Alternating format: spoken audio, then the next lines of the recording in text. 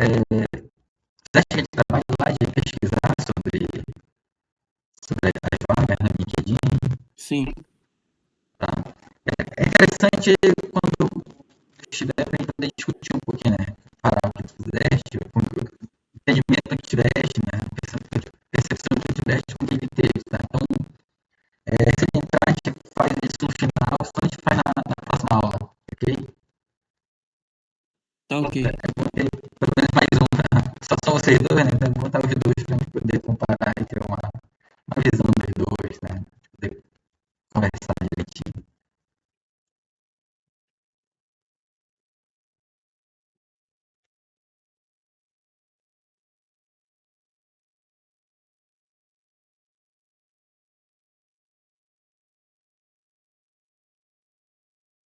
Tá? Eu tô compartilhando, tá enxergando? Sim, tá dando de ver. Tá, então, só pegar aqui um negócio rapidinho.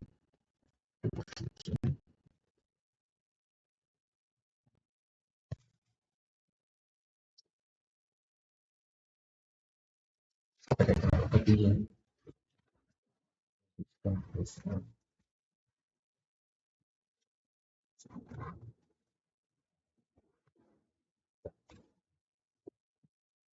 Então, no nosso plano de aula,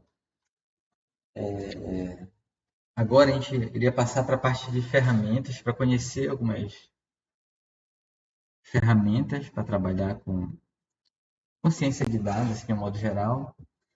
Mas eu estava avaliando, achei que talvez fosse mais interessante a gente falar um pouquinho de algumas estatísticas descritivas básicas, que aí quando a gente for falar das ferramentas, a gente vai usando já para fazer algumas continhas, montar alguns gráficos. Então a gente ir fazendo já um estudo de caso, usando. Depois a gente vai usar Python, a gente vai falar de algumas ferramentas, algumas bibliotecas, mas a gente vai utilizar Python.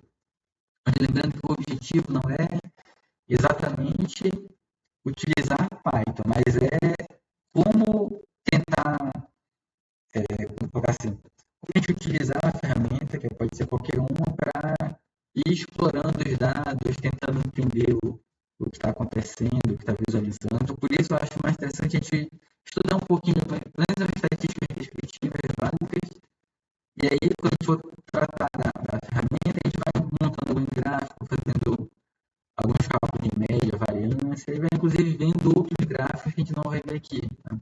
Gráfico de dispersão, a gente vai montando alguns outros tipos de gráficos que também são interessantes. Né? Vocês fizeste essa disciplina de estatística, probabilidade, não lembro se é probabilidade estatística ou se tem estatística separada. Probabilidade estatística, só que eu ainda não fiz isso daí. Ah, tá. Então Disciplina.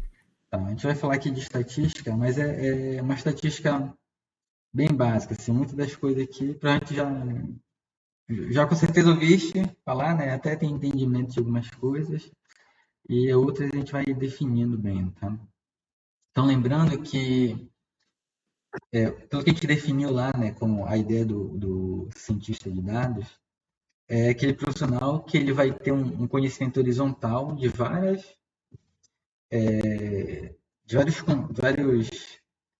conceitos e várias técnicas necessárias ao longo da vida do dado, né, daquele ciclo de vida do dado. Né? Vai conhecer sobre banco de dados, vai conhecer sobre estatística, vai conhecer sobre tecnologias, vai conhecer sobre machine learning. Só que a ideia não é a gente se aprofundar exatamente desses itens. A ideia é a gente ter uma visão ampla para saber como propor soluções. Né? Então, assim, quando eu tenho um determinado problema dentro de uma empresa e eu vou utilizar aqueles dados para tentar propor uma solução, tentar analisar como atrair mais clientes, como fidelizar os clientes, ou algo desse tipo, a gente precisa ter esse conhecimento horizontal do todo para poder, por exemplo, montar a equipe, poder dizer o que vai ser necessário fazer, vai ser o que eu tenho de sistemas de banco de dados são suficientes, ou eu tenho que trocar, eu vou precisar montar um data warehouse, eu vou precisar ter uma nova forma de coletar dados, que técnicas eu vou utilizar para explorar. Então, por exemplo, em técnicas Machine Learning, né, lógico que conhecer de forma aprofundada cada técnica vai ajudar bastante, mas não é necessário eu conhecer os mínimos detalhes, por exemplo, de como funciona uma rede bayesiana, conhecer todos os algoritmos de árvore de decisão, de clusterização. Eu preciso entender o que cada uma faz, qual é o objetivo, o que ela pode me dar de resultado, como interpretar os resultados. E aí, se for necessário, eu rodei aqui, tem uma série temporal, eu rodei uma rede neural. Se for necessário se aprofundar nessa parte, aí eu, dependendo da equipe que eu tiver, né, eu posso eu mesmo pegar essa atividade, aí eu vou estudar um pouco, entender mais, me aprofundar para tentar melhorar aqueles resultados, ou vai ter alguém na minha equipe ali que trabalha especificamente dedicado para essa parte, que vai conhecer de forma aprofundada. Lembrando que a gente está aqui num momento em que essas coisas ainda estão sendo definidas, né? Até pouco tempo atrás, quando se falava em analista de dados, cientista de dados, pensava no cara que era tudo. Hoje em dia a gente já sabe que tem as divisões ali, tem o próprio mercado de trabalho, né, já coloca, tem o engenheiro de dados, tem o analista de dados, tem às vezes eles chamam de engenheiro de machine learning, então já sabe que são, na verdade, vai formar um grupo, de uma equipe de profissionais, cada um experiente, capacitado numa parte específica, mas com interseção entre tudo, todo mundo conversa, e a gente está pensando aqui naquele profissional que vai ser digamos que o líder da equipe, que vai gerenciar, organizar e propor soluções. Né? E aí, algo que é básico, então, nesse conhecimento horizontal, é a parte estatística descritiva. Né?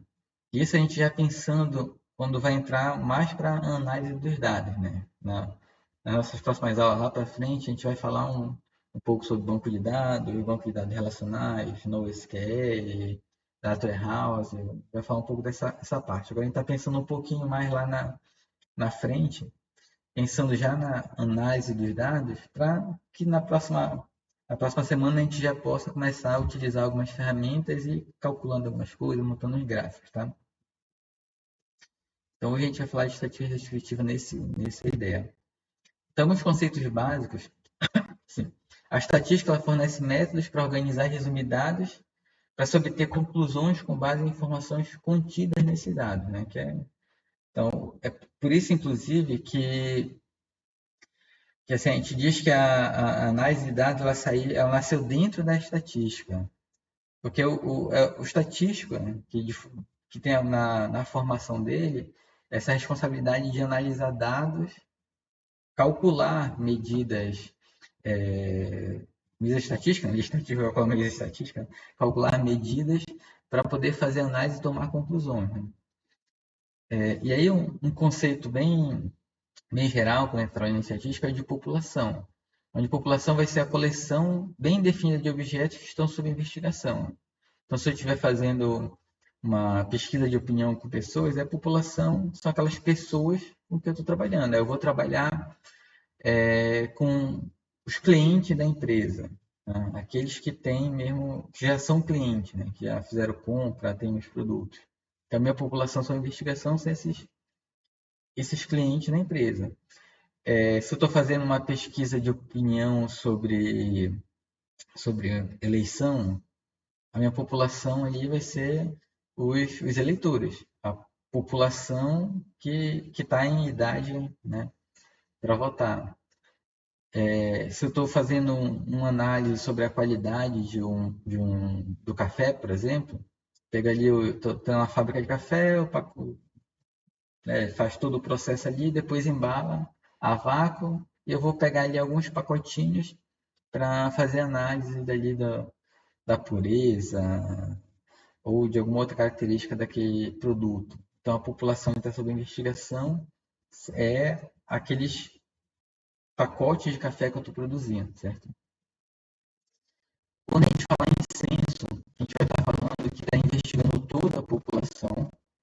Então, quando deve ter visto aí no noticiário, né, que a gente deveria ter tido um censo em 2020, devido à pandemia não teve.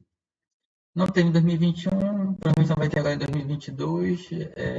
Está no processo de contratação, se eu não me engano, de pessoas para fazer o censo, e ele deve ocorrer em 2023. Mas hoje que a gente fala em censo, a gente está falando em entrevistar toda a população, realmente contar.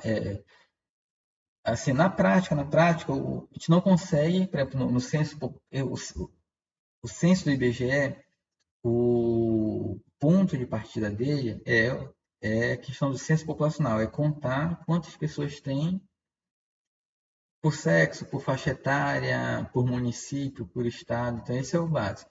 Como vai ser? E aí a ideia é contar todo mundo mesmo, né? Saber exatamente no dia que foi feito o censo. Na verdade, por precisar entrevistar todas as pessoas, né, do país, não vai conseguir fazer num dia só. E também, como é algo muito amplo, provavelmente não vai entrevistar exatamente todo mundo. Mas a ideia do censo é contar uma por uma das pessoas. Seria entrevistar uma por uma das pessoas. Mas hoje que a gente fala em censo, a gente está pensando em pegar toda a população.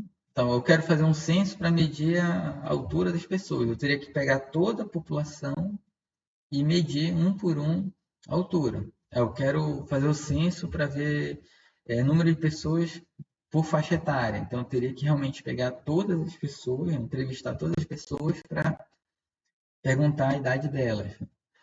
Aí assim por diante. Então, antes de falar em censo, a gente está falando em observar toda a população que está sendo investigada.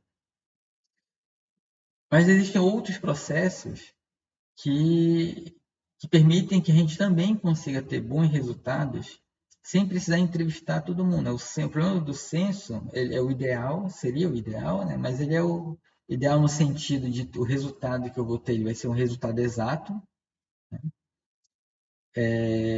O problema é que ele é muito custoso, né?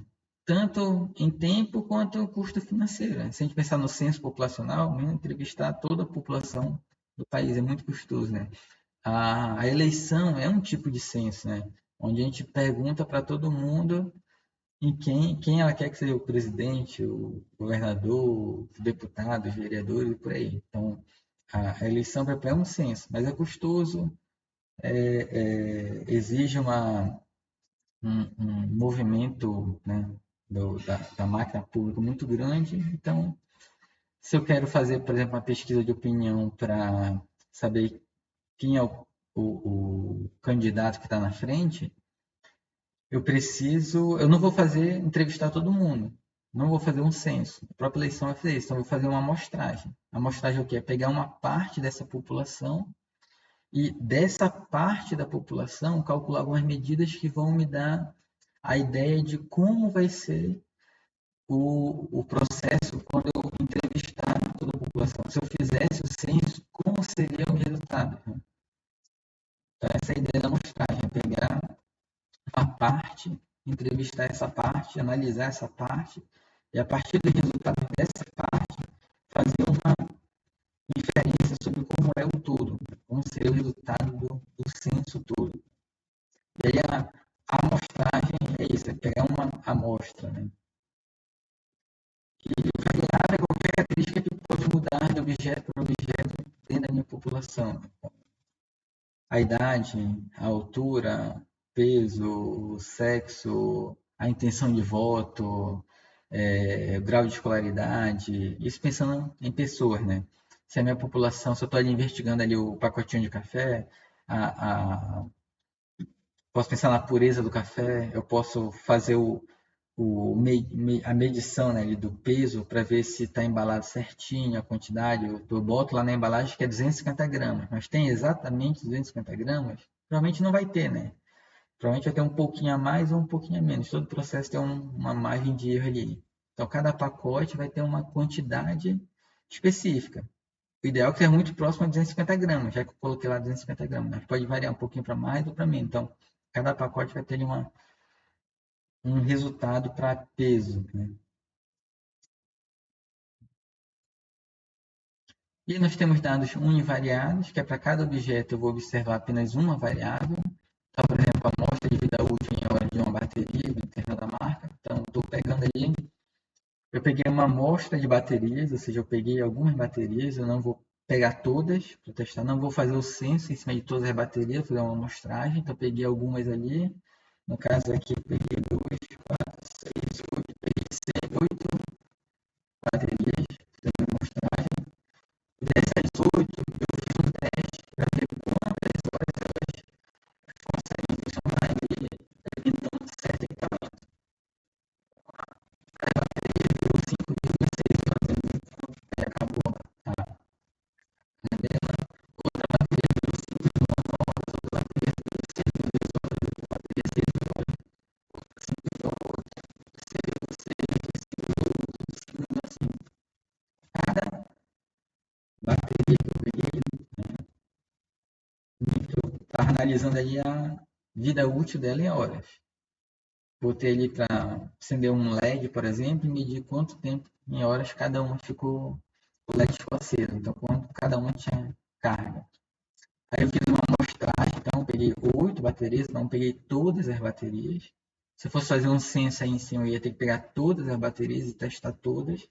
Então, eu estou fazendo uma amostragem, é uma amostra e calculei. Essa foi a variável que eu calculei. Nesse caso, eu trabalhei com dados univariados. Então, para cada objeto lá da população, eu peguei apenas uma única variável. Nós também podemos pegar mais de uma variável.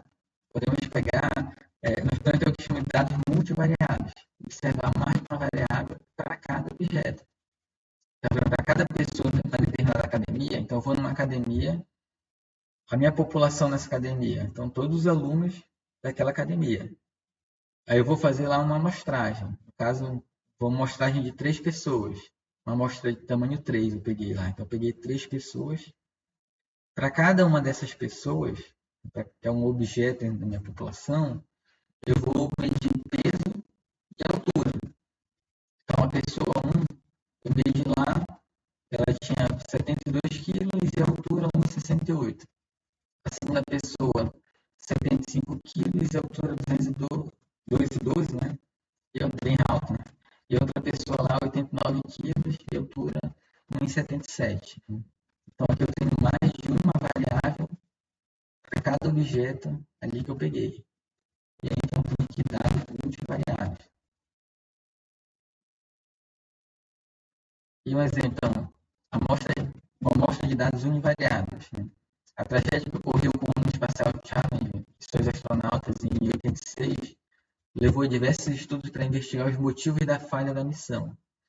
A atenção rapidamente se voltou ao comportamento dos anéis de vedação do motor do foguete, e aqui estão os dados resultantes de observações de X igual a temperatura do anel de vedação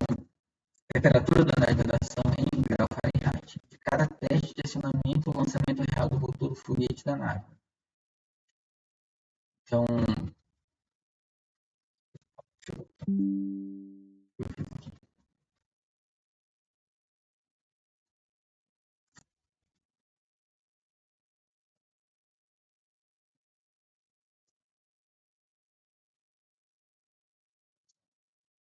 então, em 86 teve um acidente muito famoso no lançamento do foguete, aquele foguete Challenger. Morreram os astronautas e tudo mais. E aí, então, depois começou a buscar qual era qual foi o motivo. Né? E aí das observações, das ideias é que era a temperatura do anel de vedação que tinha passado um certo limite. Aí fizeram então vários testes com vários motores, né? Motores iguais do foguete para medir a temperatura no anel de vedação. Então foi feita a observação 1, e aí tem uma temperatura lá medida 84 graus Fahrenheit, observação 2, temperatura 89 graus Fahrenheit, observação 3, 61 graus Fahrenheit, e assim vai. Então essa tabela aqui, com 36 medidas, então foi feita uma amostragem de 36, de tamanho 36, e cada teste, né, foi medida a temperatura. E foi medida apenas a temperatura. Então aqui é um exemplo de um teste com dados univariados.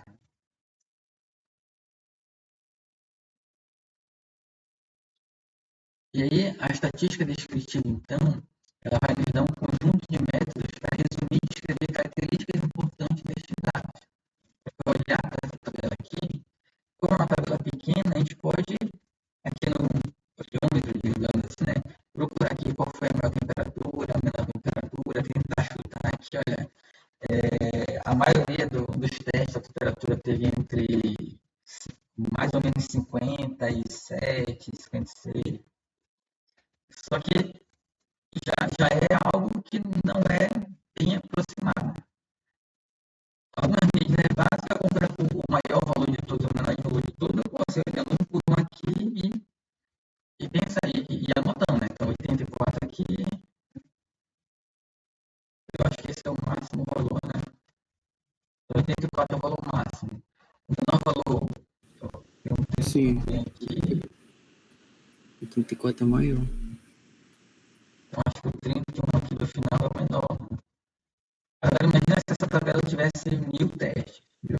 E se ser tão rápido achar o menor, ou 10.000 testes, ou 1 milhão de testes. Né? Mesmo essa medida básica do menor valor, o maior valor, olhar aqui a olho nu seria tentar achar isso, a olho nu seria complicado. Né? E aí por isso que a gente passa a ter, então, ferramentas para análise e algumas medidas para poder tentar sumarizar, tentar entender o que está aqui nos dados. Né? Então, assim, eu olho para esse conjunto de dados, eu quero medidas que me ajudam a entender esse conjunto de dados. Essa é a ideia. E aí, só colocar uma ocupação antes, como você não considera probabilidade estatística, mas só explicar assim antes. Deixa eu ver aqui.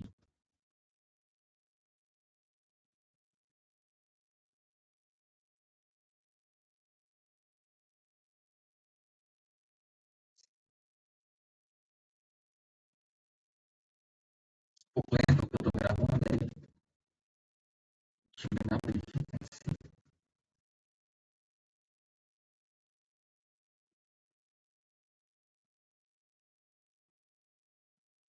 Que relação entre probabilidade e estatística.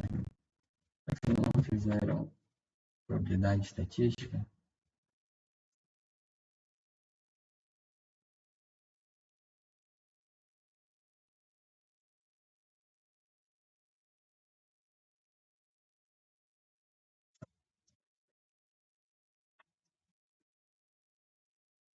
então está falando assim, existe aqui uma determinada população que eu estou analisando. Aí essa população, para cada objeto dentro dela, né, pessoa, objeto, ou pacote de café, o que for, cada um deles vai ter uma certa característica. E aí, dependendo do que eu quero, eu posso observar uma característica, seja uma variável, ou posso observar mais de uma variável para cada elemento desse, para cada objeto. Né? E aí, para essa população aqui, a gente consegue, se eu fizer o censo, saber, então, por exemplo, quantas pessoas tem, se forem pessoas, eu medir a altura delas. Então, quantas pessoas têm mais de 1,30 m, por exemplo? Né? Ou se eu perguntei sobre a idade, quantas pessoas já são idosas? Então, eu posso calcular isso para essa população. E para essa população conhecer as características dela. Então, para muitos casos, a gente já conhece a população, né? Conhece as características dessa população e a gente quer saber o que vai acontecer se selecionar aleatoriamente uma determinada amostra, um determinado conjunto aí. Então, se eu pegar aqui nessa população duas pessoas de forma aleatória, qual é a chance dessas duas pessoas terem mais de 30 anos, por exemplo? Admitindo que eu perguntei para essas pessoas sobre a idade delas. Então, eu conheço a minha população e eu quero saber se eu selecionar aleatoriamente duas pessoas, qual é a chance de dessas duas pessoas terem mais de 30 anos, né? As duas pessoas. Aí isso é a probabilidade.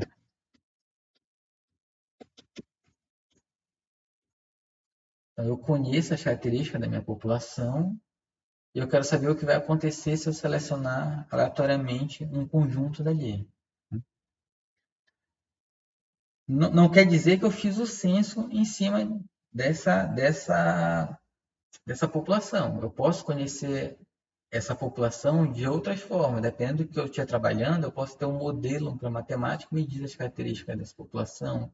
O modelo matemático me diz como se comporta a questão da altura. Mas, assim, de alguma forma, eu conheço as características da população e eu quero saber o que vai acontecer se eu selecionar aleatoriamente uma pessoa ou algumas dessas pessoas daí. Então, por exemplo, o exemplo básico lá do dado, né? Eu tenho a minha população, vou jogar o dado para cima, e aí minha população aqui são os possíveis resultados do dado. Então, tenho um, tenho dois, três, o quatro, o cinco e o seis. Então, esses são os meus possíveis resultados. É o que está sob investigação. Então, eu sei os possíveis resultados. E eu sei, né, que eu estou admitindo que o meu dado ali ele não tem um lado mais pesado que o outro, não tem um ímã puxando nenhum para um lado, nenhum para o outro. Então, eu sei que todas essas faces, essas seis faces, elas têm a mesma chance de ocorrer. Então, eu conheço as características dessa população, sei que tem seis resultados e todos têm a mesma chance de ocorrer. Se eu jogar o dado para cima, qual é a chance de sair o número 6? Ah, é um sexto. Né? Se eu jogar o dado para cima, qual é a chance de sair um número par? Ah, par tem um, dois, três números. 3 sobre os 6. Né? Então faz aquelas continhas que vocês devem ter visto lá em probabilidade no ensino médio. Né? Então, assim, sem entrar em muito detalhe, a probabilidade é eu conheço as características, de alguma forma eu conheço as características da população e eu quero saber qual é a chance de algum desses resultados sair se eu fizer um teste aleatório. Então, jogar na Mega Sena, por exemplo, a gente consegue calcular qual a probabilidade de acertar, né? Se eu fizer um jogo ou se eu fizer 10 jogos, então a gente consegue calcular essas probabilidades. Né? Então, a probabilidade, quando a gente estuda probabilidade, a gente está estudando isso, conhece a população, as características da população e quer saber qual é a chance de acontecer alguma coisa se eu fizer ali uma amostragem. Na estatística, é o contrário. Assim, o contrário no sentido de que eu não conheço a população,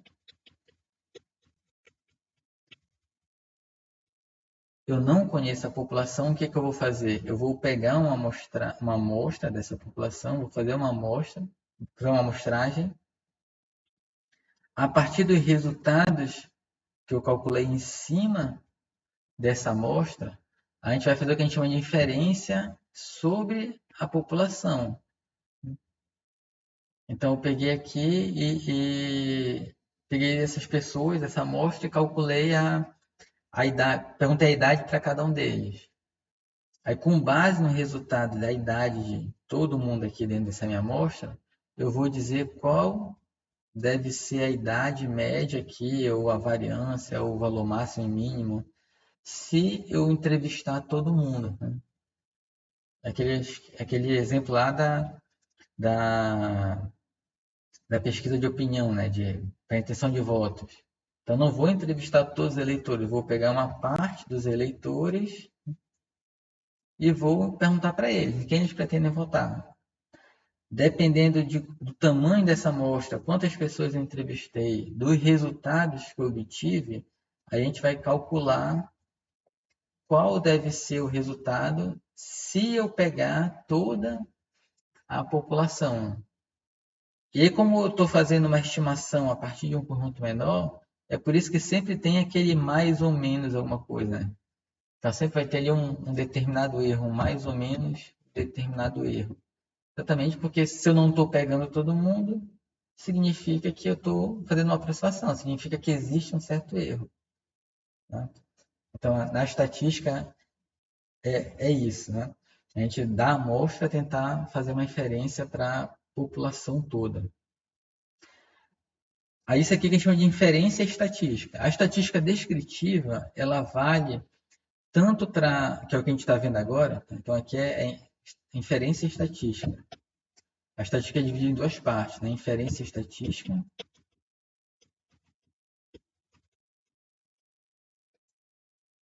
isso que eu estava falando, e tem a estatística descritiva. E aqui o que a gente está vendo.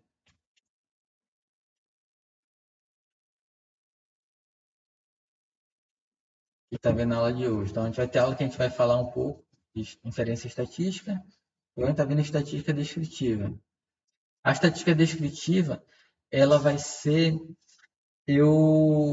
a partir dos dados que eu coletei, né, que podem ser ou da amostra ou do censo, eu calcular algumas medidas. Média, variância, valor máximo, valor mínimo, montar gráficos, tentar resumir de alguma forma numérica ou em gráficos as principais características daquele conjunto de dados que eu tenho. Quando eu tenho poucos dados, assim, a gente olhar para os dados, a gente consegue extrair informação. Né? Quando nós temos muitos dados, que é o que a gente imagina que vai ter, né? Desde o primeiro dia a gente fala em Big Data, né?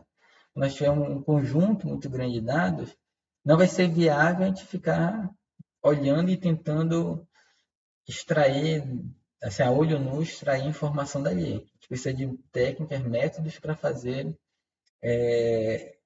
esses cálculos para a gente, né? Que é isso que a estatística descritiva, a inferência estatística vai fazer para a gente, né? Então, na estatística descritiva, tem um conjunto de métodos para resumir e descrever características importantes dos dados. Alguns desses métodos são gráficos, para histogramas, gráfico de dispersão, gráficos básicos de barra, ponto. Né? Então, existem vários tipos de gráficos, dependendo do que eu quero visualizar, de como eu quero visualizar. Aqueles gráficos de pizza, por exemplo, né?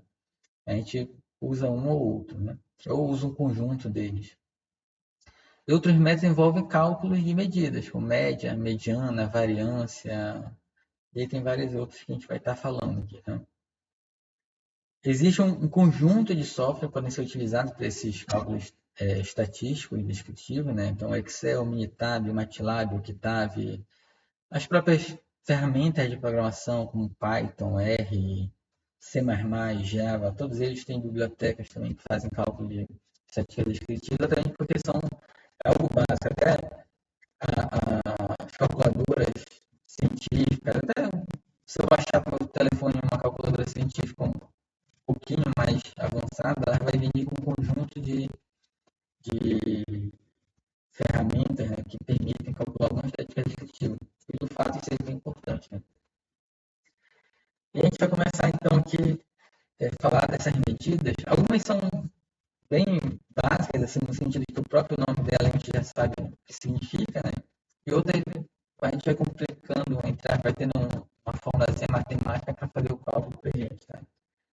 E existem medidas que a gente chama de localização e medidas de dispersão.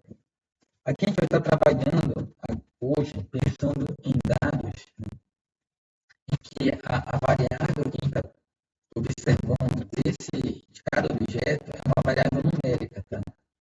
Então, cada objeto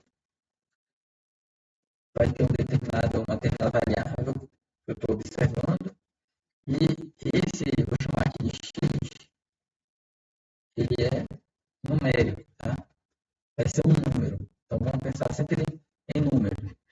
Temperatura, idade, pressão, horas de alguma coisa, quantidade de alguma coisa. Vamos pensar aqui sempre em números. Tá? Existem forma de trabalhar com dados que não são numéricos, mas aí já foge um pouco ao escopo que a gente vai estar trabalhando. Lá na frente, a gente vai ver falar um pouquinho também. Uma das aulas eu comentei sobre aquela questão da nuvem de palavras, né? Então, são outras formas de trabalhar quando se trabalha com dados, né? Aqui a gente está pensando em dados sempre numéricos, tá? Por enquanto. E aí, nesses dados numéricos, então, voltando aqui, né? Então, estou aqui, tenho conjunto de dados. Tenho esses aqui, tenho esses, mais esses. Então, as medidas que a gente calcula em cima desse conjunto de dados, desses números, eles são ou medidas de localização. Então, medida de localização seria eu pensar, eu estou lá no eixo real. Então, vamos pensar que a gente está trabalhando com números reais, não estamos trabalhando com números complexos. Tá? Estamos trabalhando com números reais. Então, estou lá no eixo real e, como nome diz, eu vou localizar nesse eixo real aonde estão esses meus resultados. Então, qual o valor mínimo, qual o valor máximo, então da onde para onde esses dados estão variando, qual o ponto central entre eles, que seria o que a gente vai falar de média ou variância, média ou mediana. Né? Então, medida de localização é aonde nesse meu eixo, nesse minha reta real, estão esses dados que eu estou trabalhando. E existem os dados de a medida de dispersão, que é tentar entender, olha, tem um ponto central aqui. Eu tenho um valor mínimo, tenho um valor máximo, tenho um ponto central aqui. Esses meus dados, eles estão simétricos em relação a esse ponto central ou não? Eles estão, o que tem para cá para o lado esquerdo é totalmente diferente do que tem para cá para o lado direito. Esses números, eles estão aqui próximos desse ponto central ou eles estão mais para as pontas ou eles estão divididos de forma igual? Como eles estão dispersos aqui entre esse valor máximo e mínimo e em torno de determinado ponto central. Então, medida de localização é o eixo real onde estão esses dados, onde estão localizados. Medida de dispersão, o quanto eles estão próximos ou afastados uns dos outros e em relação a alguns pontos de referência que a gente vai colocar. Então, essas medidas de localização mais básicas, valor máximo, valor mínimo, então, como o nome diz, né? Qual é o valor ali da minha amostragem, pode ser também do censo, tá? Valor mínimo daquela minha amostragem. A moda é aquele valor que se repete mais, é aquele que ocorre com maior frequência. Então, exemplo, eu fiz uma amostragem ali de 7, né? Tamanho 7. Peguei 7 objetos e observei uma certa característica delas, de cada um dos objetos. Primeiro objeto me deu resultado 4, segundo resultado 5, 4, 6, 5, 8, 9. Então, esses são os 7 resultados que eu tive. Meu valor máximo, o 8. Meu valor mínimo é o 4. Sendo que, se eu observar aqui esses dados, esses números, o 4 ele se repete uma, duas, 3 vezes. Né? O 5 ele se repete uma, 2 vezes. O 6 ele se repetiu uma vez e o 8 se repetiu uma vez. Então, eu tenho meu valor máximo 4, o valor máximo 8, o valor mínimo 4, e desses valores todos tem aqui, aquele que mais se repete é o 4. Então, a moda, toda vez que falar em moda, qual é o valor que mais se repete. Ele pode ser o valor mínimo, pode ser o valor máximo, pode ser qualquer outro valor. Não existe uma regra, né, que vai dizer qual é aquele que mais se repete. Isso vai depender dos dados. A medida de localização de características dos dados. Então, lá no nosso eixo real, a gente já teria, se a gente pensar assim, o meu valor mínimo aqui é o 4, o valor 8 é o máximo, então meus dados estão variando daqui para cá, e bem aqui o próprio 4 é a minha moda. Então, se eu fosse fazer um gráfico daqueles de barra, eu sei que aqui em cima seria a minha maior barra. porque aqui está a minha moda.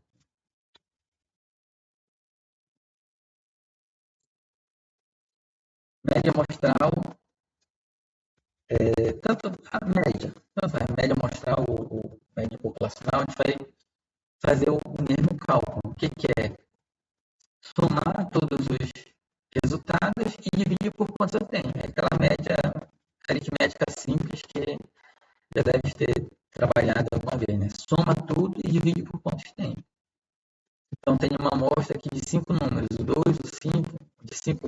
Ele fez uma amostra de tamanho de 5 para cada um dos elementos, dos objetos, eu peguei a variável. Aí saiu o resultado 2, 5, 3, 7, 8. A minha média, soma todo mundo e divide por quantos eu tinha. Tenho 5. Então, o resultado, somando tudo, vai dar 25, dividido por 5, 5 resultados. Então, essa é a minha média. Essa minha média, ela é uma das medidas principais que a gente tem, né? No geral, né? Quando a gente está no dia a dia, né? Quando a gente está conversando com alguém, falando sobre alguma coisa, eu estou conversando com alguém, a gente está conversando sobre o trânsito, do quanto demora para ir de casa para o trabalho, né? Aí, mas aí na média, quanto tempo demora para ir da tua casa para o trabalho? Na média, eu gasto em torno de 1 hora por dia, 15 minutos, 30 minutos. Tá conversando sobre o preço do combustível. E aí, tu gasta quanto por mês de combustível? Olha, eu gasto mais ou menos R$ 600 por mês de combustível, né? Então, esse mais ou menos que a gente diz, a gente está querendo botar uma média ali, né? Na média, o quanto eu gasto. Se eu pegar vários meses, no mês 1 eu gastei tanto de combustível, no mês 2 eu gastei tanto, no mês 3 eu gastei tanto. E assim vai, eu peguei ali 20 meses, peguei um ano, né? Peguei 12 meses, peguei o ano todo de 2021. Quanto eu gastei em janeiro, fevereiro, março, abril, maio, junho, até dezembro. Somo o quanto eu gastei dividido por 12, aí me dá a média. Aí, esse mais ou menos que a gente fala no dia a dia, eu gasto mais ou menos 600 por mês de combustível. Essa média é isso que a gente está querendo passar, né? E aqui, então, matematicamente, o que é essa média que a gente fala muito, né? É isso. Então, é uma medida básica, né? Assim, de certa forma intuitiva para a gente, mas ela é uma medida que ela tem algumas falhas. Na verdade, não é que ela tem algumas falhas, mas ela é uma medida que ela é muito, eu acho que assim, superficial. Ela sozinha não diz muita coisa, né? Imagina, por exemplo,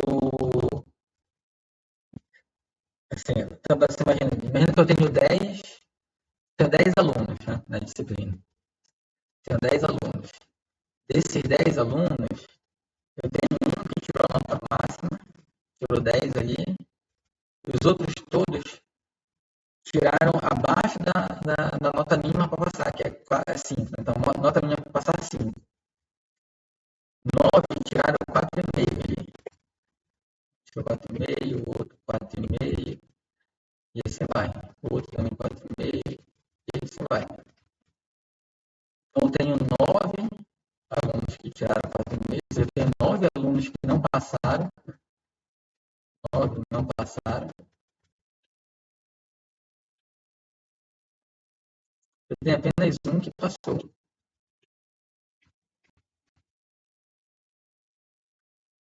Se a gente for tirar a média aqui, nossa média vai dar, fazer a continha aqui rapidinho.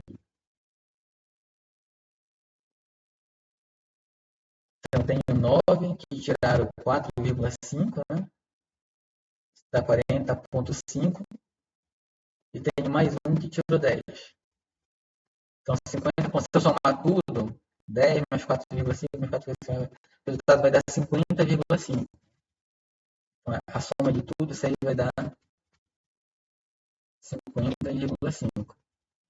Se a gente dividir por 10 para tirar a média vai dar 5,05. Então, na média, a média da turma foi acima do mínimo. É 5, na média, todo mundo tirou ali 5,05. Então, todo mundo, na média, todo mundo passou. Então, isso leva a gente a ter um sentimento, uma intuição de que metade, pelo menos, passou, né? Mas, na prática, o que aconteceu foi que só um passou, né? E os outros todos tiraram nota abaixo do necessário para passar. Então, o problema da média é que ela é muito sensível a valores que se afastam muito. Então, todo mundo aqui muito pequeno, 4,5, 4,5, e tem um cara com um valor muito alto. Esse cara com um valor muito alto, ele puxa muito a média para cima. Eu tenho uma empresa e eu vou fazer entrevista com uma certa empresa de vaga. Eu não sei quanto eu vou ganhar, mas eu fiquei sabendo ali que, na média, o salário ali é 7 mil reais. Bom, iniciando aqui, 7 mil reais está excelente para mim. Vou lá, está dentro das minhas pretensões salariais. Só que o que acontece? Aquela média ali, ela pode não ser representativa, igual como está aqui. Eu posso ter ali, na verdade, a grande maioria dos funcionários ganhando apenas um salário mínimo. Eu tenho ali 2, 3 da diretoria, do próprio proprietário, que ganham muito, ganham 30, 35 mil, que aí eles puxam a média para cima. Então, a média ela é importante, ela é algo que é intuitivo para a gente, que a gente costuma trabalhar, costuma utilizar no dia a dia, mas a gente tem que saber interpretar e entender que essa média, ela sozinha não nos permite analisar bem o que está acontecendo. Precisa ter outras medidas para também ajudar a entender o que está acontecendo, certo? Porque ela é muito sensível a valores que se afastam muito. Um exemplo, né? Eu gosto desse exemplo que ele é bem, a gente não esquece, né? Eu vou meter a cabeça num forno que está a 70 graus, vou passar de 2 minutos de cabeça no forno a 70 graus e depois vou meter a cabeça no freezer a 0 grau. Provavelmente vou parar no hospital ali, né? Ou, não estou nem falando de ter queimado a cabeça no forno a 70 graus, mas o choque térmico que eu vou ter ali vai com certeza me dar algum problema. Mas se eu tirar a média é 35 graus, né? De 0 a 70, a média é 35. Então, na média, a temperatura está excelente, é a temperatura que tem que ter.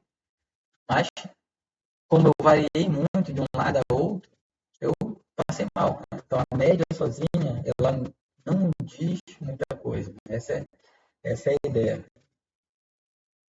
Ela é uma medida de localização muito importante, mas ela precisa estar acompanhada de outras medidas quando a gente vai fazer análise estatística. E aí, por isso, existe a mediana. O que é a mediana? Ela também é uma medida de localização. Tá? Então, a média, que quem está falando, assim, eu estou lá no... Vou botar bem aqui. Então, eu estou lá no meu eixo real. E eu tenho vários valores espalhados por aqui, né? De localização. Aí eu tenho meu valor mínimo em um canto, tenho meu valor máximo. A minha média é um ponto ali central, vou botar bem aqui, que ela é, digamos que, como um ponto de equilíbrio. Imagina assim, se isso aqui fosse uma superfície que tivesse apoiado em algum canto aqui, aí cada dado que eu tenho aqui, ele vai estar numa distância desse ponto e ele vai ter um peso correspondente ao valor dele. Né? A mesma coisa para a capa direita. Então, a minha média, então, o ponto central que vai equilibrar. O que tem para um lado é igual ao que tem para o outro, em questão assim, de peso. Se a gente pensar em usar um pouco de física para tentar entender o que é a média. Né? É um ponto central que tenta dizer onde as coisas estão divididas. Para a esquerda, em relação a chances de ocorrência, é a mesma coisa que tem para a direita. Ou no termo de equilíbrio, que tem para a esquerda, é o mesmo tem uma força resultante para baixo do que eu tenho para esquerda e para direita. Então, essa é a ideia da média. Só que aí, qualquer um desses aqui, né, que mudar, ele muda a minha média. Se eu pegar esse cara aqui e colocar ele mais para cá, então a minha média vai mudar, na mesma hora mudar para cá. Ou se eu pegar um desses aqui que estava aqui e trazer ele mais para cá, na mesma hora minha média também muda. Então, qualquer mudança, qualquer resultado desse, causa uma variação na minha média. Mudanças muito grandes fazem a minha média também mudar muito. Eu posso ter todo mundo aqui e tem um cara lá longe. Aí a minha média vai estar para cá. Está muito longe da onde realmente estão os resultados. Né? O resultado ou está aqui ou está para cá. Né? E o que vai ser a mediana? A mediana vai ser... Estou lá no eixo real ainda. De novo, vou sempre estar no eixo real. Né? Quer dizer, tem aqui meus dados espalhados nesse eixo real. Tem o valor máximo e mínimo. O que vai ser minha mediana? Minha mediana vai ser eu pegar, olha, a metade, aqui eu tenho 2, 4, 6, 7, 8. Tem até 8 valores. Então, peguei 8, fiz uma amostragem em tamanho 8. Peguei 8 valores. Pega os 4 primeiro e os 4 depois. A mediana é um ponto que separa metade dos dados formados, metade dos valores formados, metade dos valores para o outro lado.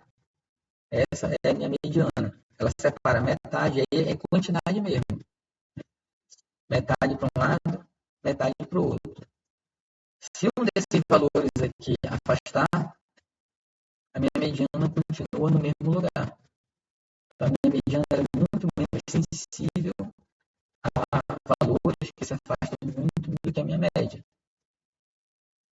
Então, por exemplo, no exemplo lá, né, da turma que só um passou e todo mundo reprovou. 9 reprovados e só um passou. Se eu calcular aqui a mediana, então eu tenho 10 valores. Eu vou organizar em ordem crescente. Vai ter então 4,5, 4,5, 4,5, assim vai, até o último que é 10. Tenho 10 valores, então os 5 primeiros é 4,5. Os outros 5 é 4,5 e o último é 9. Eu vou pegar exatamente onde tem a divisão entre metade para um lado e metade para o outro. Vai dar 4,5. Então, minha mediana, 4,5. Então, nesse exemplo da turma ali, da nota da turma, quando eu disse, olha, a mediana é 4,5, eu já sei que metade tirou 4,5 para baixo. Né? Então, eu já sei que metade ali reprovou, pelo menos metade. Né? Ainda tem uma outra parte ali que também pode ainda estar abaixo de 5, né? Que é a média mínima para passar no nosso exemplo aqui. Né? Então, nesse caso, a mediana ia ajudar a entender de uma forma melhor o que aconteceu, o que está acontecendo do que a média. Lá na empresa, qual é a mediana da faixa salarial? A mediana vai dar um salário. Então, eu sei que metade dos funcionários ali ganha um salário. A outra metade ganha um ou mais salário mínimo. Mas sei que metade ganha um salário. Tem vezes que a mediana ela bate com a média, que é quando as coisas estão divididas de forma igual em relação a essa média. Quando a mediana bate com a média, as coisas estão divididas de forma igual.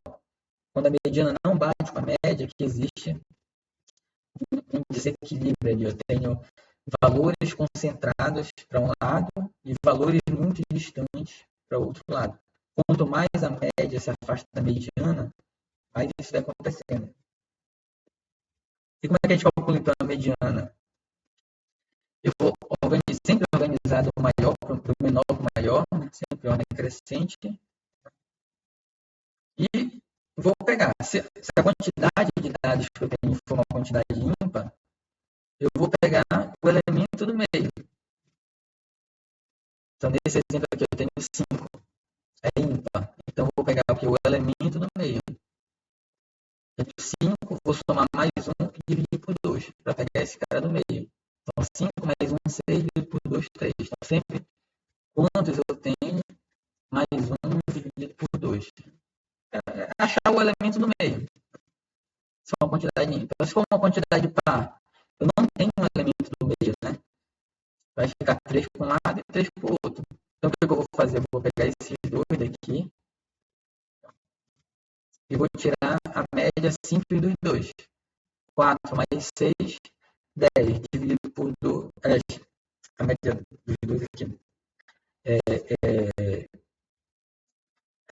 Eu vou pegar esse elemento, vou fazer o seguinte, melhor, vou pegar esse elemento que está aqui. Deixa eu apagar aqui, fazer isso mais simples. Não, tá deixando. Do jeito que tá faltando, tá mais fácil. Então, eu vou pegar esses dois aqui. Né? Então, se eu dividir no meio, vai ficar 3 para um lado, 3 para o outro. Então, no ímpar, eu tenho um elemento bem no meio. Aí fica 2 para um lado, 2 para o outro, por exemplo, aqui.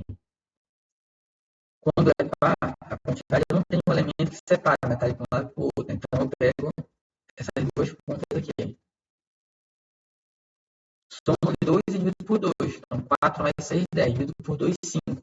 Aqui é 5. Então, 5 é o valor que separa metade para um lado e metade para o outro. Metade é abaixo de 5 e outra metade acima de 5. Né? Então, essas são as medianas. Quer dizer, então, que essa mediana ela vai servir como um pivô, é isso? Isso. Ela vai separar metade mesmo. Então, por exemplo, no exemplo lá da hipótese, era 4,5, 4,5, 4,5, 4,5, 2, 3, 4, 5, 6. Vou dizer que foi só 8 para ficar mais simples aqui, né? São 8 alunos, não. 7 tiraram 4,5 e 1 tirou 10. Aqui já está em ordem crescente, né? Então, a minha mediana, se eu tenho 10 aqui, é numa quantidade par. Então, o que eu vou fazer? 10 mais 1, 11, dividido por 2, vai dar 5,5, né? Ou seja, eu vou pegar 5 para um lado, 10 não, tem 8 aqui, né? Desculpa. Tem 8, meu N aqui é 8. 8 mais 1, 9, dividido por 2, 4,5. Ou seja, eu vou pegar 4 para um lado e vou ter 4 para o outro. Então, a minha mediana vai separar bem aqui. Aí eu pego esses dois aqui, 4,5, 4,5. Aqui no caso deu igual os dois, 4,5 mais 4,5.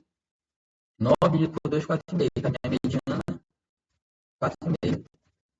Então, o valor 4,5 ele separa metade para um lado e metade para o outro aqui.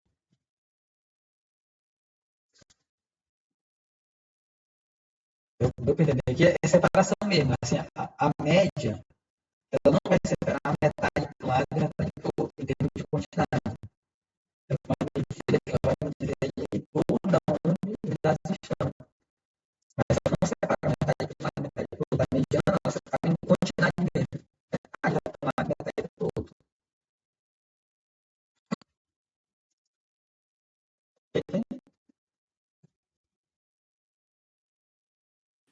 Ok.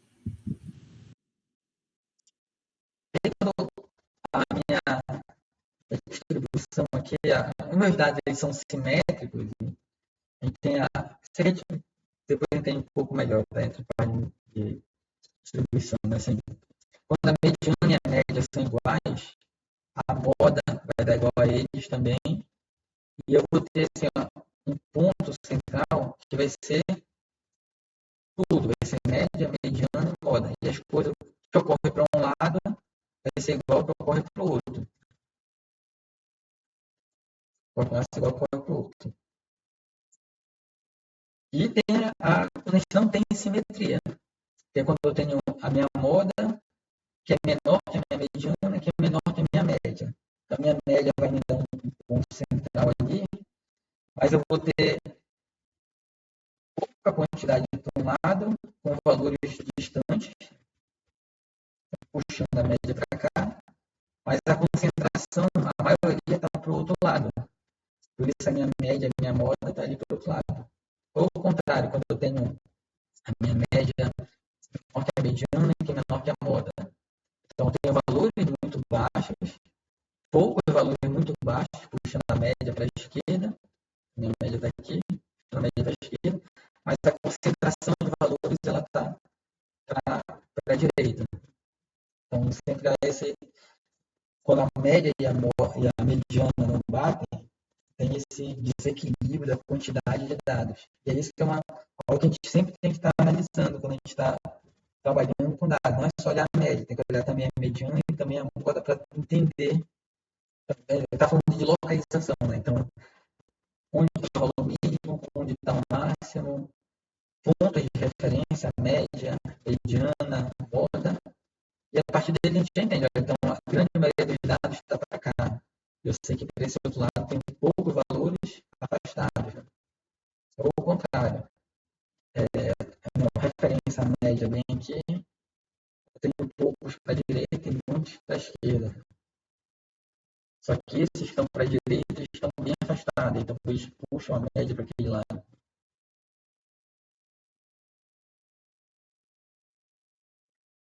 E outras medidas de localização que a gente tem também são os quartis e percentis, que são medidas para, de certa forma, parecido com a mediana, só que agora dividir, assim, dentro do meu valor mínimo até o valor máximo. Aqui eu tenho meu valor máximo. A minha mediana, então, em termos de quantidade, a minha mediana ela vai separar. Então, metade, 50% dos meus dados estão para cá, 50% dos meus dados estão para cá, para o outro lado. Os quartis e percentis, eles dividem em mais partes. Eu posso pegar essa primeira metade aqui e achar um outro ponto que me diz, olha, 25% para cá, 25% para cá. Aqui a mesma ideia, vou achar um ponto aqui que ele vai dizer, olha, 25% para cá e 25% para cá. Aí isso aqui a gente chama de quartil. Então aqui eu tenho o meu primeiro quartil, aqui vai ser o segundo quartil. Quartil exatamente porque eu estou dividindo em 4 pedaços. Né? Terceiro quartil e o quarto quartil. Então, sempre falar em quartil é dividir em 4 partes. Vamos falar no primeiro quartil. Qual o valor que separa? Primeiro, 1/4 para um lado e o restante para o outro lado. O segundo quartil é aquele que separa o 2/4 para um lado, que é a metade, e outros 2/4 para o outro lado, que é a outra metade. O nosso segundo quartil ele é a nossa própria mediana. E o terceiro quartil é aquele que separa 3/4 para um lado e fica 1/4 para o outro lado. E aí é a mesma ideia, assim, de pegar e contar, né? Dividir em quantidade mesmo. Quais são os quartis? Quando eu falar em percentil, é a mesma ideia, só que aí o percentil ele fica aberto, né? Percentil 30. O que é o percentil 30? É um valor lá que ele vai dizer, olha, 30% para a esquerda e os outros 70% então para a direita. O percentil 5 é um ponto que ele separa 5% para um lado, para a esquerda, e os outros 95% dos dados todos para a direita. Né? Então, quartil, percentil, vai ser essas divisões. É apenas a gente pegar os dados e dividir em quantidades. De novo, são medidas para localizar, né? Então, depende do estudo que eu tiver, eu peguei muitos dados, eu sei que nesses dados vem ruídos. E eu peguei muitos, eu quero tirar os ruídos e os valores também que vão muito para um lado e para o outro, que variam muito, eu quero tirar. Então, eu posso calcular, pegar para trabalhar só os dados que estão entre o segundo e o quarto quartil aqui, só esses valores no meio aqui, por exemplo. Né?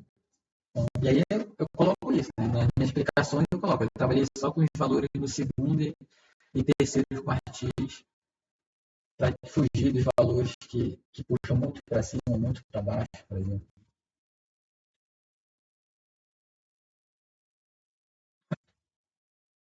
Então, por exemplo, eu tenho esses dados aqui: 1,9, 2, 2,1, 2,5, 3, 3,1, 3,3, 3,7, 6,1 e 6,7,7.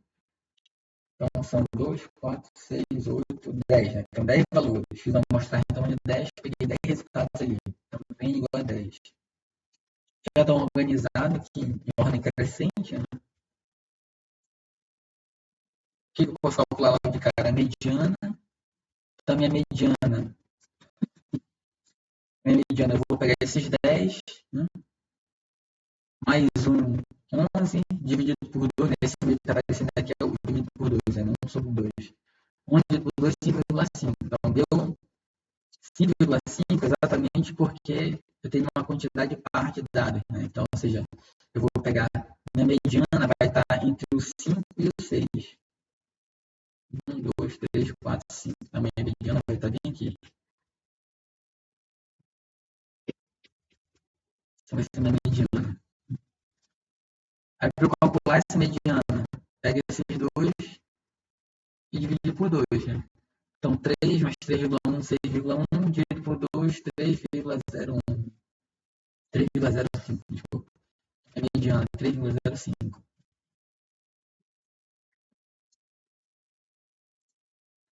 Aqui a gente substitui por meio exatamente para dar a ideia do quartil.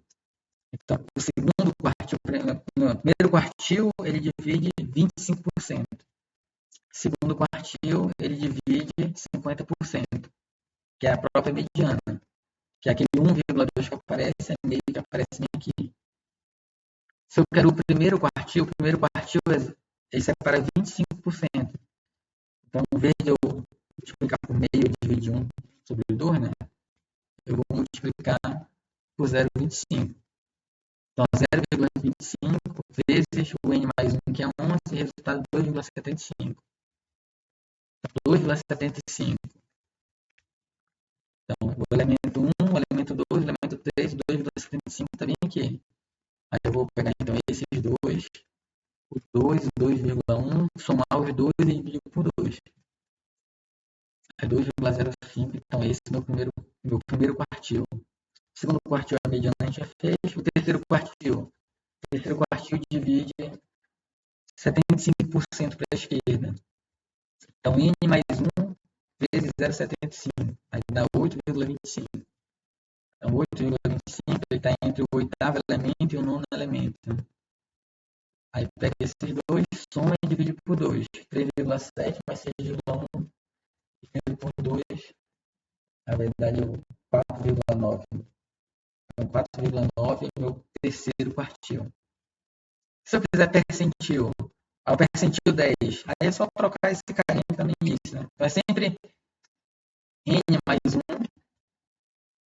n é a quantidade de dados que eu tenho, aí multiplicado por um determinado valor que vai depender ali do quanto eu quero que fique para a esquerda. Eu quero que fique 25% dos dados para a esquerda, 10% dos dados para a esquerda, 30% dos dados para a esquerda. Basta. Lógico, eu não vou botar aqui porcentagem, né? Vou botar no valor. Eu quero percentil, percentil 30. Então, 30%, 0,3 para a esquerda. É 0,3 vezes n mais 1.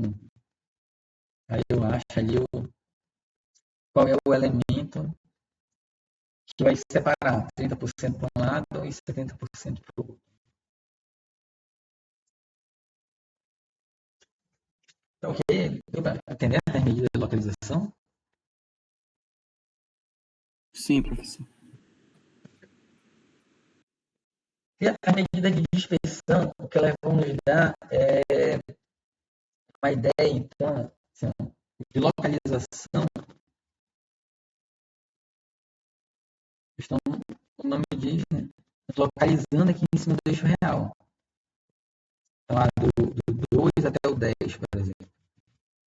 E aí separa lá os quartis, a mediana, primeiro quartil, o terceiro quartil, eu posso achar a média, digamos que a média também aqui.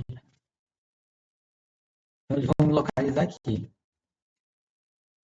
Só que, assim, eu posso estar localizado aqui do 2 ao 10, posso estar do 20 ao 70, posso... Assim, ele vai me localizar em cima do eixo real.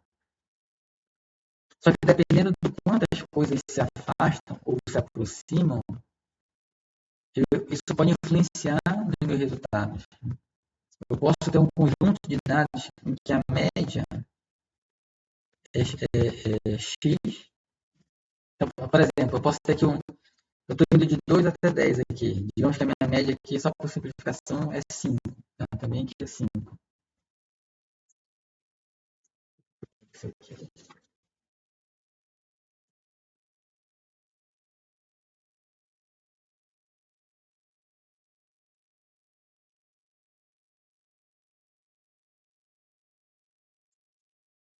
Então, isso aqui não quer arriscar mais do que digamos que a minha média bem aqui é 5.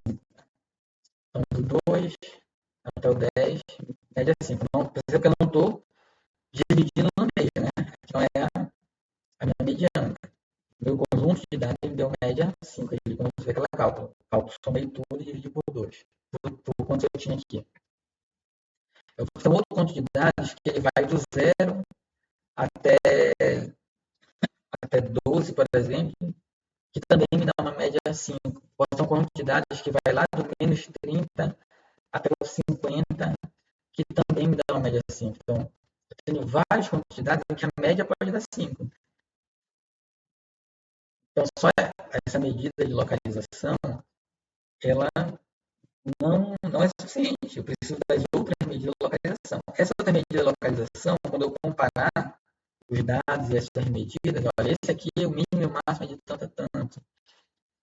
Outro banco de dados é mais amplo. Ou quando eu olho os quartis, né, ou os percentis, eu começo a ter essas ideias de dispersão. Quantas coisas estão próximas uma das outras ou quantas elas estão afastadas. Né? Dependendo do que eu estou trabalhando, o ideal é que as coisas sejam sempre uma mais próxima das outras. Eu estou pegando o faturamento da empresa. Para eu me projetar, para eu tomar uma decisão, o ideal é que o meu faturamento ele fosse assim, constante, né? Crescendo, mas sempre crescendo de uma forma assim, constante, assim, em cima da média. Né? Mas dependendo do que eu trabalho, o meu faturamento ele pode ser aquele que varia muito. Eu trabalho no comércio. Sei que final do ano, início do ano, eu vendo muito. Depois vem os meses de fevereiro, março, abril, não vendo nada. Aí quando chega perto das férias, eu vendo muito de novo. Então, tem mês que eu vendo muito e mês que eu não vendo nada. Essa variação, ela tem que ser medida para eu poder, inclusive, me projetar. Eu saber, olha, o que eu recebi esse mês, o que eu faturei esse mês, eu não posso gastar tudo, senão mês que vem eu não vou ter para pagar nem meus funcionários, né? O meu faturamento mês que vem eu sei que vai ser baixo demais. Então, eu preciso ter essas medidas que vão me dizer que as coisas estão variando muito, elas mudam muito. Então, essa é a ideia das medidas de dispersão. A primeira medida de dispersão é a amplitude, que é pegar a diferença do mínimo para o máximo. Então, o quanto aqui no eixo real as coisas estão dispersas. Quanto mais próximo um do outro, quanto menor a amplitude, dependendo do que eu estou trabalhando, né, melhor. Em geral, tende a ser menor quando as coisas estão mais próximas uns dos outros. Melhor no sentido de que eu consigo, com mais facilidade, entender o que está acontecendo e projetar para o futuro, né? Melhor nesse sentido. Então, quanto menor essa amplitude, quanto mais perto das coisas uma das outras, melhor. Outra medida é o intervalo interquartil. Então, eu pego o primeiro quartil, o terceiro quartil, qual é a diferença entre a distância entre eles. É igual a amplitude, né? Só que em vez de eu pegar do mínimo até o máximo, a distância do mínimo até o máximo, eu pego a distância do primeiro quartil até o terceiro quartil. Esse é o intervalo interquartil. Né? Então, para ver esses dados aqui, aqueles mesmos que a gente tinha agora, né? Calculou mediana, primeiro quartil, terceiro quartil. Então, amplitude, o mínimo 1,9, o máximo máximo 7,7. A distância entre eles, é só fazer a diferença entre eles, né? 5,8. Então, eu sei que esses dados aqui eles têm uma variação máxima de 5,8. Se eu pegar a diferença do terceiro quartil para o primeiro quartil, então aqueles que a gente calculou lá, 4,9 menos 2,85.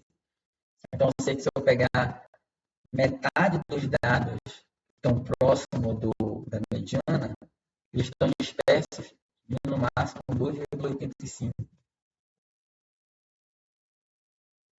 Então, essas medidas de dispersão elas são mais simples no sentido do cálculo que exigem de fazer, mas elas já dão boas ideias do que está acontecendo. Outra medida muito utilizada são a variância e o desvio padrão. Então, você deve ter escutado falar nessas medidas. Né? Qual é a ideia da variância? A ideia da variância tem aqui no gráfico. Né? A ideia da variância, deixa eu tentar colocar aqui.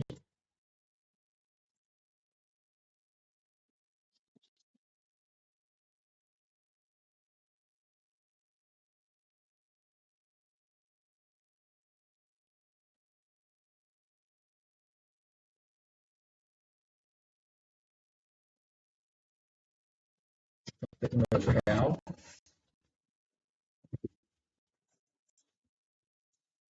O eixo real, eu tenho a minha média.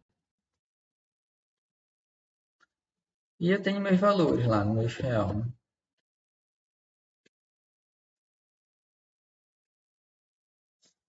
Tá, então, digamos que os meus dados eram assim.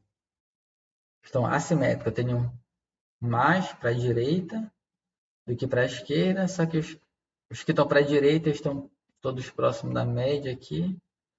E os que estão para a esquerda tem menos, mas tem um cara muito afastado lá. Está puxando a média para cá. O que é minha variância? Minha variância é eu pegar, olha. Então, da média para esse valor bem aqui, eu tenho uma certa quantidade, tenho uma certa distância. Da média para esse outro aqui, eu tenho outra distância. Da média para esse aqui, eu tenho outra distância. Então, para cada valor que eu tenho no meu conjunto de dados, tem uma distância que vai da média até ele. Por outro lado, é a mesma ideia. Né? Aqui para cá tem uma distância. Aqui para cá outra distância. Então, cada um deles está afastado da média uma certa quantidade. O que a variância vai me dar? Qual é a média dessas distâncias? Né? Então, vou chamar aqui de D1. Aqui é D1, aqui é D2, aqui é D3, as distâncias. Né? D4, D5, D6 e D7. Né? Então, a variância, a ideia da variância é assim, na média, o quanto cada um se afasta dessa média aqui. Essa que é a ideia. Então, eu vou pegar o D1 mais D2 mais D3 até o último lá, que é o D7, somar tudo e dividir por 7. Essa é a ideia da variância. Só que se eu fizer isso, assim, a ideia inicial da variância é essa. Na média, o quanto eu estou me afastando desse média aqui, dessa minha ponta, desse meu ponto central média. Só que o que acontece? A minha média é um ponto de equilíbrio. Quando eu calcular essas distâncias aqui, o D1, D2, D3, eles vão ser negativos. E o que está para a direita vai ser distância positiva. Como isso aqui é um ponto de equilíbrio, a soma do que vai estar para o lado direito, vai anular tudo que está para o lado esquerdo. Isso aqui vai sempre dar igual a zero. Então, se eu fizer direto essa média dessa distância, o resultado vai sempre dar média. Sempre vai dar zero. Então, o que a gente faz? A gente pega cada um desses e eleva ao quadrado. Quando eleva ao quadrado, a gente tira, né? Tudo que é negativo ao quadrado vai ficar positivo. E aí a gente tem uma medida, que é a variância, que nos diz, então, o quanto eu estou me afastando. E pelo fato dela estar ao quadrado, ela é altamente sensível a valores que se afastam muito. Então, esse carinha aqui que se afasta muito, rapidamente ele vai fazer minha variância crescer. Então, se eu tenho quantidades com uma variância baixa, eu sei que todo mundo está ali perto da média. Eu sei que está todo mundo assim pertinho da média. Se os valores começam a se afastar, a minha variância começa a aumentar. Só que ela é quadrática, ou seja, ela cresce muito rápido. Se eu botar um cara lá longe, rapidamente a minha variância vai disparar. E perceba que aqui não depende da onde eu estou localizado. Aqui pode ser o 10 e aqui o 50, ou aqui pode ser o 70 e aqui o 90. Não importa os valores, importam as distâncias entre eles. Né? Então não importa onde eu estou localizado nesse real, o que importa é a distância entre os valores. Por isso que ele é de dispersão. Então a variância ajuda a gente a entender isso. Os dados eles estão próximos da média ou eles estão afastados da média. E rapidamente a gente consegue perceber isso. Então, numericamente, ela é bem interessante. Se eu vejo que a variância cresceu muito, eu sei que os dados estão se afastando muito da média. Na questão de interpretação, ela é um pouquinho complicada devido a esses quadrados aqui. Imagina que eu estou calculando ali número médio, eu tenho uma empresa que vende sapatos. Com o número médio de sapatos que eu vendo por mês. Aí eu tenho, no mínimo eu vendo 10 sapatos por mês, no máximo eu vendo 1.000 sapatos por mês. Minha mediana é 300. Então, tudo isso aí, todos esses números, a unidade deles é sapato. No mínimo eu vendo 200 sapatos por mês. Minha mediana é 300, então 300 sapatos. Metade dos meses eu vendo abaixo de 300 sapatos, metade dos meses eu vendo acima de 300 sapatos. Né? Então, essas medidas de localização elas são unidades do que eu estou trabalhando. Quando a gente vai para a variância, esse quadrado ele vai me dar o quê? Sapatos quadrados. Então, qual é a minha variância de venda de sapato por mês? Ah, minha variância é 70 sapatos quadrados. Não faz muito sentido fisicamente essa unidade em quadrado. Por isso, depois que a gente pega a variância, a gente tira a raiz quadrada dela. Quando a gente tira a raiz quadrada, a gente tem o desvio padrão. Então, o desvio padrão é pega a variância e calcula a raiz quadrada e tira aquele quadrado. Aí a gente volta para a unidade sapato. Então, em termos físicos, de entender o que está acontecendo, o desvio padrão ele é mais fácil de entender. Numericamente, para ver se está tendo uma alta dispersão, a variância ela é mais eficiente devido ao quadrado que aparece lá. Então, o desvio padrão é a raiz quadrada da variância. E aí, isso que está aparecendo aqui, ó, são aquelas distânciazinhas. E esse cara, esse x, vai em cima é a média. Então, o x1 menos a média ao quadrado, mais o x2 menos a média ao quadrado, assim vai. Cada uma daquelas distânciazinhas dividido por quantos elementos eu tenho ali. Se a gente está falando de amostragem, a gente calcula n menos 1. Se estiver falando de variância populacional, aí é só n. Tá? Nos poucos casos, a gente tem uma mudança em relação a calcular para a amostra ou para a população toda, para o censo. Tá? Essa é a nossa variância. E existe chamado coeficiente de variação, que ele faz uma relação ali entre a variância e a média em si. Que é eu pegar e calcular a divisão dos dois em porcentagem. Então, por que isso? Porque assim, eu posso ter um conjunto de dados em que a variância é a mesma do outro. Só que os valores médios eles estão em outra escala. Tá? Então, assim, é aquela ideia de que um valor sozinho ele não permite. Tem que sempre trabalhar em conjunto com os dados, para medida. Né? Então, tem que pegar a média e variância, pelo menos esses dois, e fazer a relação entre eles. Então, por exemplo, eu peguei pessoas, calculei a média da altura e a média do peso deles. Então, na média, a altura das pessoas 1,143 metros, né? Aqui, então, criança, provavelmente que eu estou trabalhando aqui, né? e peso 50 quilos. Eu calculei a variância e calculei o desvio padrão. O desvio padrão na altura foi 0,063 metros. O desvio padrão no peso foi de 6. Se eu calcular, então, a porcentagem, se eu dividir aqui esse desvio padrão por essa média, eu vou ter que multiplicar por 100, eu vou ter o nosso coeficiente de variação 5,5% para a altura e para o peso 12%. O que isso me dá? Isso me diz que, em relação à variável altura, eu tenho uma variação menor do que em relação à variável peso. Por que eu preciso calcular essa coeficiente de variação? Porque aqui as coisas estão em unidades diferentes, em escalas diferentes, então é difícil eu enxergar isso ao olho nu. Né? Então, assim, só olhando para o unidade, olha aqui, a média é 1,1. O peso é 50.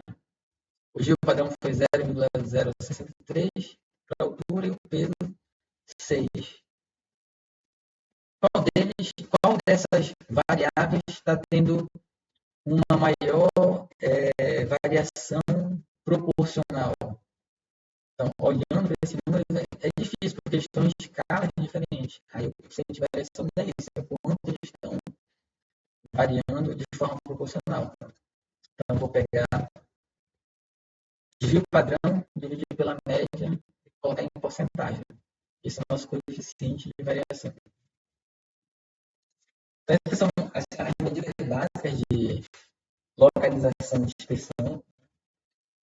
Os gráficos, quando a gente constrói gráfico estatístico, essas são as medidas básicas que a gente vai marcando ali no gráfico, para enxergar essas medidas no gráfico, entender, analisar o gráfico. Quando a gente está trabalhando com dados, ideal é a gente ter o gráfico, não um gráfico, não, a gente tem vários gráficos, várias formatos diferentes, e no próprio gráfico vai marcando essas medidas. Olha, aqui está a média, aqui está a mediana, o valor mínimo, o máximo, marca ali a variação que está tendo, a distância do primeiro quartil para o terceiro quartil, e aí vai enxergando todas essas medidas, e o conjunto, né, permite a gente entender o que está acontecendo. Tem muita variação, eu estou próximo de que valores, como eu posso, assim, no final, assim, usar essas medidas depende muito do que é aqueles meus dados, o que eles significam e qual é o meu objetivo. Essas medidas, por você só calcular, eu posso pegar ali a minha quantidade e calcular todas essas medidas.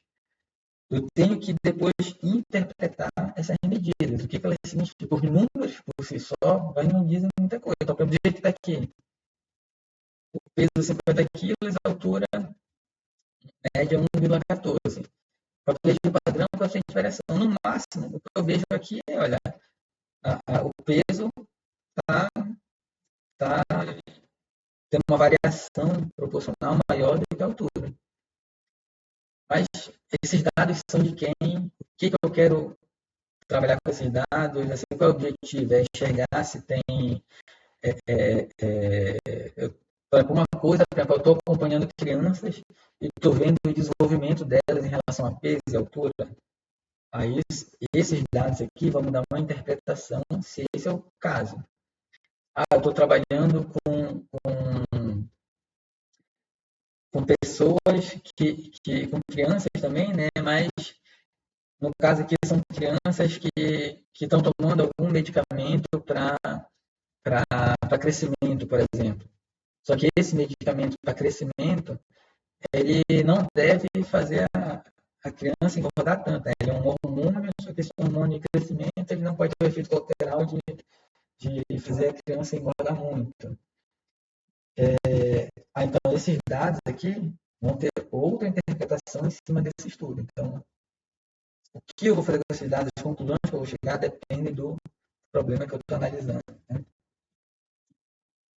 Por a gente ficar aqui, tá? Aí na próxima aula então, a gente começa já a trabalhar em cima de alguns dados, usar alguma ferramenta, montar alguns gráficos e começar a fazer alguns estudos de caso de análise de dados e depois a gente vai passando, assim, isso a gente está adiantando um pouquinho no sentido de já tentar, até para passar para vocês alguns estudos de caso, alguns trabalhos, onde a gente já vai começar a trabalhar com dados mesmo, baixar bases e fazer alguns cálculos. E depois a gente volta um pouquinho no ciclo de vida ali e fala de banco de dados errados, outras coisas que também são importantes, lógico.